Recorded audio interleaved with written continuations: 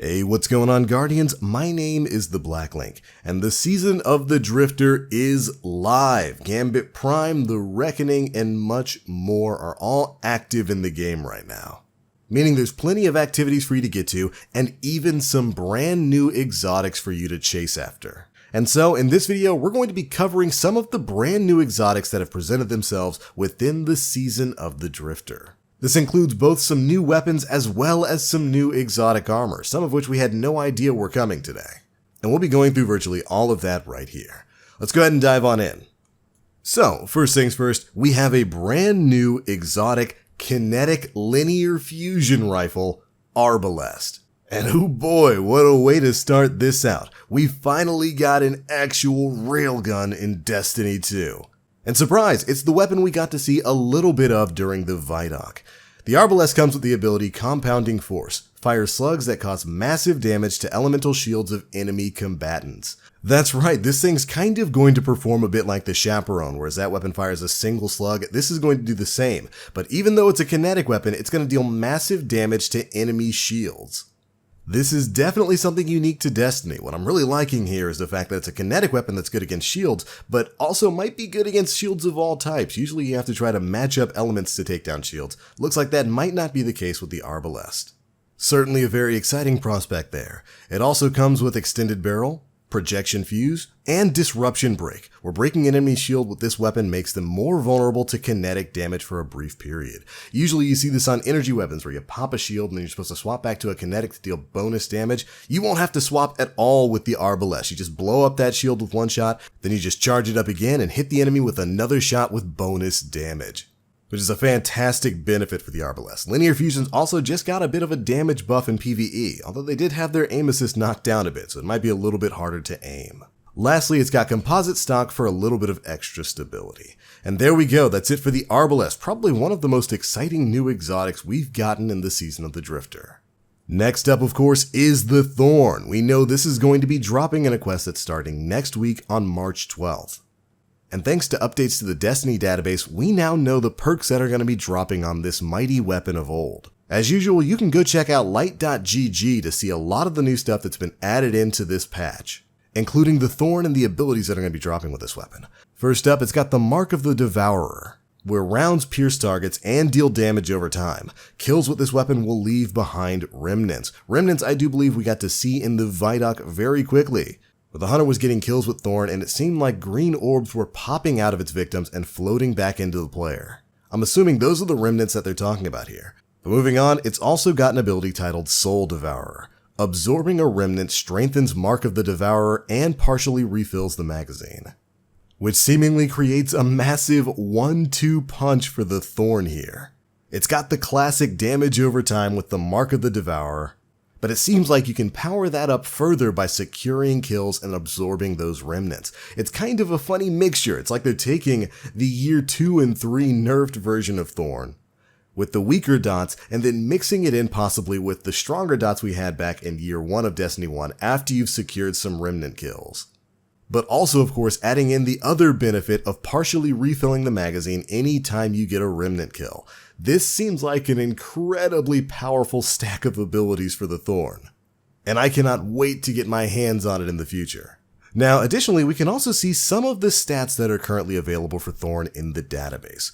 Now, it is important to note that these are subject to change. We might remember with the last word, in the database, it was listed as a 180 RPM hand cannon. Of course, when it came out, we found out it was much faster than that. So any of these stats are, of course, subject to change, but we see it has an impact apparently of 79, 40 for its range, 59 for its stability, 68 for handling, 46 for reload speed, an aim assist factor of 85, 100 for the recoil direction, and seemingly fires at 150 rounds per minute, virtually equal to where it was back in Destiny 1. And we also see that the database currently has Thorn sitting with an 11-round magazine. Not too bad at all for an old classic. If all this is true, Thorn has been hitting the gym and is looking pretty darn good for its release with the quest next week.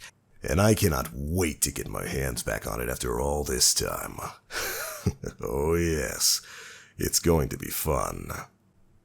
But anyways, let's move on to some of the new exotic armor we got here in Season 6. And it's actually pretty simple. Each of the 3 main classes has got some new gear to sport, all virtually gauntlets by the way. But with better perks than the Aeon Cult stuff, I kind of promise you.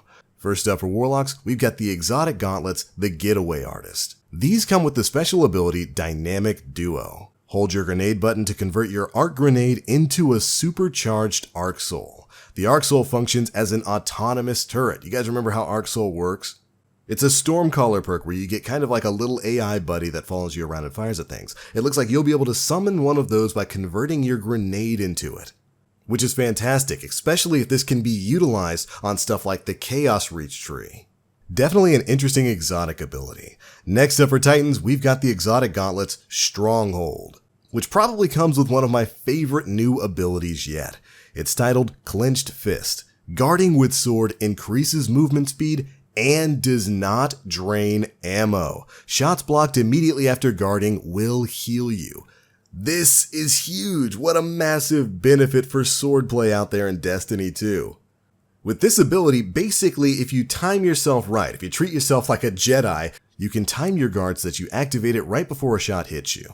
And doing so will grant you some health back while also not costing you any sword ammo. I can see this being a ton of fun to use and abuse in PvP, where half the time the only real way to make any sort of use of a sword is to immediately just hold the guard button as you approach an enemy and watch as they waste all their shots on you. With this waiving the ammo cost of guarding, I could see some really interesting plays being set up for swords like the Black Talon and the Worldline Zero in PvP. And of course the healing is just going to be icing on top of the cake. I cannot wait to get my hands on these gauntlets so I can try them out myself. Then finally for hunters, we've got the exotic gauntlets, the Liar's Handshake. These come with the ability Cross Counter. Using your arc melee ability or being hit by a melee attack will allow you to follow up with an extremely powerful melee counterpunch that will also heal you. Which sounds like a fantastic mix for the Arcstrider subclass.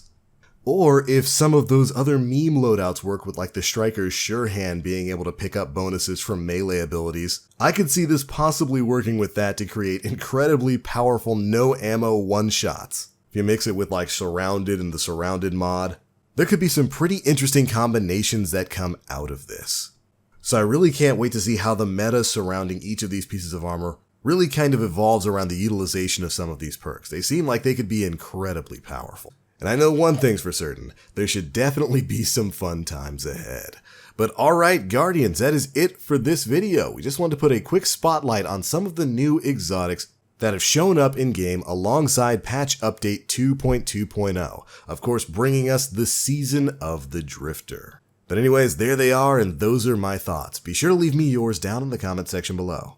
How do you feel about some of these new exotic armor pieces? Can you think of any great combinations you can utilize them with? Be sure to let us know. And if you enjoyed the video, feel free to drop a like, make sure you subscribe and hit that notification bell to stay up to date with all the latest stuff we're putting out. This week is going to be chock full of news as we work our way through the Season of the Drifter. So make sure you're staying tuned in. But alright, it's going to be it for this one, Guardians. Thank you all so much for watching. And as always, I am the Black Link. You Guardians, stay frosty.